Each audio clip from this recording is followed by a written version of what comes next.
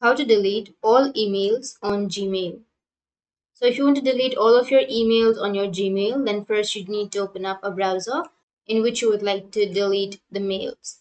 Once you're here on the browser, now you need to go for Gmail, or you can simply search for gmail.com or mail.google.com and it will take you to your Gmail, right? So to delete all of the mails, what you need to do is here on the upper left side, you will have the drop down bar. Simply click on the drop down bar and then click on all. Once you click on all, now make sure that you have not deleted any important mails. So check that, and once you've checked, you need to simply go for delete, which is here on the upper side. Click on delete, and once you click on delete, your mails will be deleted. Or if you want to undo, simply click on undo and your mails will be back. So if you want to delete all of the emails, just simply go for the upper left and click on all and then click on delete and your emails will be deleted. So that's how you can delete.